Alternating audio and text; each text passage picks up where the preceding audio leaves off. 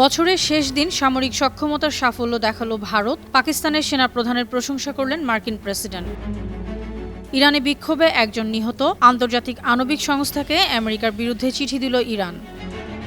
Taiwan চীন একীভূত করার অঙ্গীকার চীনের, সমালোচনা করছে যুক্তরাষ্ট্র, যুক্তরাজ্য, জাপান ও ইউরোপীয় ইউনিয়ন। পবিত্র কোরআন শরীফে হাত রেখে শপথ নিয়ে ইতিহাস গড়লেন new York city mayor Zohran Mamdani.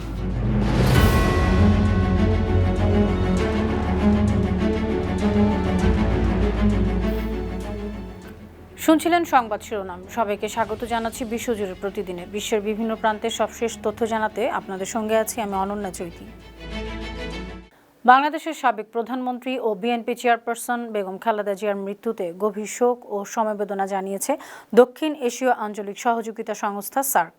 সার্কের মহাসচিব মোহাম্মদ গোলাম সারওয়ার শোক বার্তায় বলেছেন, বেগম খালেদা জিয়ার ইন্তেকালে বাংলাদেশ একজন আপোষহীন গণতন্ত্রকামী নেত্রীকে হারালো।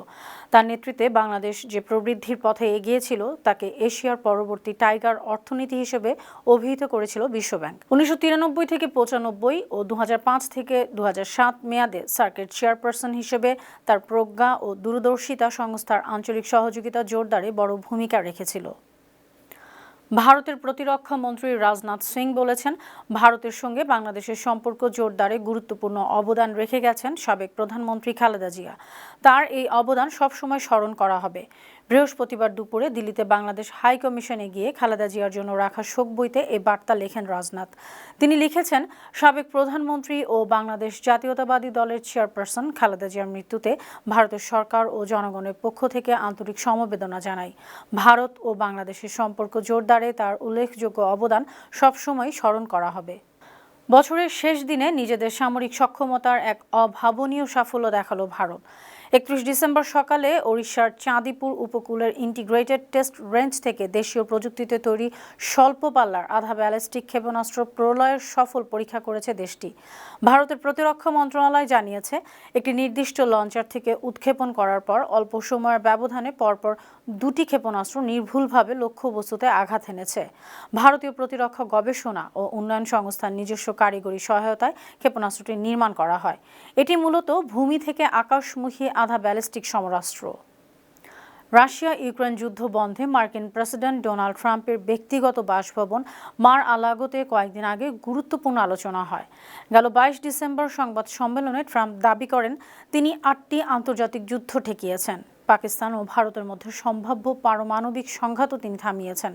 তার ভাষ্য, পাকিস্তানের সেনাপ্রধান ফিল্ড মার্শাল আসিম মুনির ও প্রধানমন্ত্রী শেহবাজ শরীফও বলেছেন, ট্রাম্প প্রায় 1 কোটি মানুষের জীবন বাঁচিয়েছেন।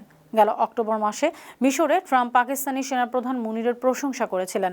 তিনি মুনিরকে প্রিয় ফিল্ড মার্শাল বলে অভিহিত করেছিলেন। জীবনযাত্রার বাড়তি খরচ ও অর্থনৈতিক স্থবিরতার প্রতিবাদে ইরানে বিক্ষোভে একজন মারা গেছেন। দেশটির রাষ্ট্রীয় সম্প্রচার মাধ্যম এ তথ্য জানিয়েছে। লোরেস্তান প্রদেশের উপগভর্নর সাইদপুর আলীর গণমাধ্যমকে জানিয়েছে, নিহত ব্যক্তি ইরানের বিপ্লবী গার্ড বাহিনীর সঙ্গে যুক্ত স্বেচ্ছাসেবী আধা সামরিক বাহিনী বাসিজের কোহদাস শহরের সদস্য ছিলেন। তিনি শৃঙ্খলা রক্ষায় দায়িত্ব পালন করছিলেন। স্থানীয় সময় বুধবার রাতে দাঙ্গাকারীরা তাকে হত্যা করে। গেল রোববার রাজধানী তেহরানে শান্তিপূর্ণভাবে বিক্ষোভটি শুরু হয়েছিল। দোকানিরা সেদিন ধর্মঘট ডাক দেন। এরপর তা বিভিন্ন শহরে ছড়িয়ে পড়ে। মঙ্গলবার 10টি বিশ্ববিদ্যালয়ের শিক্ষার্থীরা আন্দোলনে যোগ দেন। ভিয়েনায় আন্তর্জাতিক সংস্থাগুলোতে নিযুক্ত ইরানের স্থায়ী মিশন আন্তর্জাতিক পরমাণু শক্তি সংস্থার মহাপরিচালক রাফায়েল গ্রোসিকে চিঠি পাঠিয়েছে। ইরানের শান্তিপূর্ণ পরমাণু কর্মসূচির বিরুদ্ধে মার্কিন যুক্তরাষ্ট্রের হুমকির কড়া জবাব দিতেই এই পদক্ষেপ নিয়েছে তেহরান। চিঠিতে ইরান বলেছে, এ ধরনের হুমকি আন্তর্জাতিক পরমাণু শক্তি সংস্থার গ্রহণযোগ্যতা বিতর্কিত করবে, বিশ্বব্যাপী পরমাণু অস্ত্র বিস্তার রোধ চুক্তির ভয়াবহ পরিণতি বয়ে আনবে। দায়ীদের জবাবদিহির আওতায় আনা প্রয়োজন। গেল 29 ডিসেম্বর সংবাদ সম্মেলনে মার্কিন প্রেসিডেন্ট ডোনাল্ড ট্রাম্প হুমকি দিয়েছিলেন, ইরান আবারও পরমাণু কর্মসূচি চালু করলে হামলা করা হতে পারে।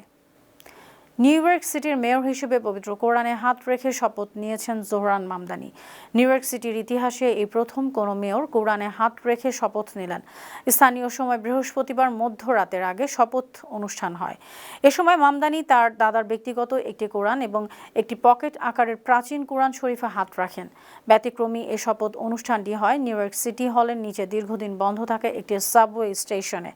সাধারণত নিউ ইয়র্কের মেয়ররা বাইবেলে হাত রেখে শপথ নেন, তবে আইন আইন অনুযায়ী কোনো নির্দিষ্ট ধর্মগ্রন্থ ব্যবহারের বাধ্যবাধকতা নেই। তাইওয়ানকে চীনের সঙ্গে আবার একীভূত করার অঙ্গীকার জানিয়েছেন চীনার প্রেসিডেন্ট শি জিনপিং। বুধবার খ্রিস্টীয় নববর্ষের ভাষণে তিনি এই অঙ্গীকার করেন। মিস্টার পিং বলেছেন, তাদের মাতৃভূমিকে একীভূত করা সময়ের দাবি, যা কোনোভাবেই থামানো যাবে না। স্বায়ত্তশাসিত তাইওয়ানকে দীর্ঘদিন ধরেই নিজেদের অংশ বলে দাবি করছে চীন। দ্বীপটিকে নিজের নিয়ন্ত্রণে আনার প্রয়োজনীয় শক্তি ব্যবহারের হুমকি দিচ্ছে দেশটি। এদিকে নববর্ষের ভাষণে তাইওয়ানের প্রেসিডেন্ট লাই চিং দেশের সার্বভৌমত্ব রক্ষায় প্রতিরক্ষা বাজেট বাড়াতে বিরোধী দলগুলো সহযোগিতা চেয়েছেন। তাইওয়ানের ব্যাপারে চীনের সাম্প্রতিক অবস্থানে করা সমালোচনা করেছে যুক্তরাষ্ট্র, যুক্তরাজ্য, জাপান ও ইউরোপীয় ইউনিয়ন। মার্কিন গোয়েন্দা সংস্থাগুলো চীনের সশস্ত্র বাহিনীর ক্রমবর্ধমান সক্ষমতা নিয়ে উদ্বেগ জানিয়েছে। মার্কিনীদের ধারণা, চাইনিজ সেনাবাহিনী যে কোনো মুহূর্তেই তাইওয়ানে হামলা করতে পারে। এসব সমালোচনার প্রতিবাদ জানিয়ে চীন বলছে, তাদের অভ্যন্তরীণ বিষয়ে হস্তক্ষেপ করা হচ্ছে। প্রসঙ্গত, গেল সোম ও মঙ্গলবার তাইওয়ানকে ঘিরে জাস্টিস মিশন 2025 নামে ব্যাপক মহড়া চালিয়েছে চীনা সেনাবাহিনী। তখন তাইওয়ানকে কার্যত অবরুদ্ধ করে 200টি যুদ্ধবিমান ও কয়েক ডজন যুদ্ধজাহাজ মোতায়েন করা হয়। যুক্তরাষ্ট্রের শিকাগো, লস অ্যাঞ্জেলিস এবং পোর্টল্যান্ড থেকে ন্যাশনাল গার্ড সেনা প্রত্যাহার করবেন আমেরিকার president Donald Trump. Social media platform Truth সোশ্যালে ট্রাম্প জানিয়েছেন, তিনি শিকাগো, লস অ্যাঞ্জেলিস এবং পোর্টল্যান্ড থেকে ন্যাশনাল গার্ড সরিয়ে নিয়েছেন। শহরগুলিতে সামরিক বাহিনী মোতায়েন নিয়ে আইনি চ্যালেঞ্জ এবং আদালতে নিষেধাজ্ঞার কারণে বুধবার তিনি এ সিদ্ধান্ত নিয়েছেন। রিপাবলিকান এই নেতা অবৈধ অভিবাসন ও অপরাধ দমনের অজুহাতে ডেমোক্র্যাট শাসিত শহরগুলোতে ন্যাশনাল গার্ড মোতায়েন করেছিলেন। ডোনাল্ড ট্রাম্পের এই পিছু হটাকে ডেমোক্র্যাটদের বড় ধরনের রাজনৈতিক ও আইনি বিজয় হিসেবে দেখা হচ্ছে। 2025 সালে ইসরায়েল ছেড়েছেন 69,000-এরও বেশি ইসরায়েলি। হামাসের সঙ্গে যুদ্ধে ভীতিকর অবস্থার কারণে তারা দেশ ছেড়েছেন। বুধবার ইসরায়েলি কেন্দ্রীয় পরিসংখ্যান ব্যুরো সিবিএস জানিয়েছে, 2024 সালে 82,700 ইসরায়েলি দেশ ছেড়েছিলেন। ইসরায়েলের মোট 1,01,78,000 জনসংখ্যার মধ্যে 77,71,000 ইহুদি। এটি মোট জনসংখ্যার 76.3%। আরব জনগোষ্ঠীর সংখ্যা 21,47,000। এই হার 21.1%। বিদেশি রয়েছে প্রায় 2,60,000 মানুষ। এই হার 2.6%। গেল 18 ডিসেম্বর সৌদি আরব ও কাতারে বিরল প্রাকৃতিক ঘটনা ঘটে। সেদিন আরবের মরুভূমিতে আকাশ থেকে ঝরে পড়ে ঝকঝকে সাদা নরম বরফ। সৌদি আরবের উত্তর পশ্চিমাঞ্চলে মিশরের সিনাই ও জর্ডান সীমান্ত ঘেঁষা জাবাল আল লাউজ এলাকায় স্থানীয় বাসিন্দারা তুষারপাত উপভোগ করেন। এই বিরল মুহূর্ত উদযাপন করতে অনেকেই দূর দূরান্ত থেকে সেখানে ছুটে যান। প্রতিবেশী পারস্য উপসাগরের দেশ কাতার পেয়েছে তুষারপাতের মনোরম অভিজ্ঞতা। এই মরুভূমির দেশ পেল ভারী তুষারের স্বাদ। একদিকে আকাশ ছিল কালো মেঘে ঢাকা, অন্যদিকে মাটি ছিল ধূসর আর সাদা বরফে আচ্ছাদিত। ইংরেজি নববর্ষ উদযাপনের সময় সুইজারল্যান্ডের অন্যতম জনপ্রিয় ও বিলাসবহুল স্কি রিসোর্ট শহর ক্রান্স মন্টানার এক বারে ভয়াবহ বিস্ফোরণ ও অগ্নিকাণ্ড ঘটেছে। এই দুর্ঘটনায় বেশ কয়েকজন নিহত হয়েছেন। গুরুতর আহত হয়েছেন অনেকেই। বৃহস্পতিবার রাত 1টার দিকে লে কনস্টেলেশন নামক বারটিতে এই বিস্ফোরণ ঘটে। ঘটনার সময় বারটিতে 100 জনেরও বেশি মানুষ ছিলেন। স্থানীয় সংবাদ মাধ্যম ব্লিক জানিয়েছে, কনসার্টে আতশবাজি বা পাইরোটেকনিক্স থেকে এই আগুনের সূত্রপাত হতে পারে।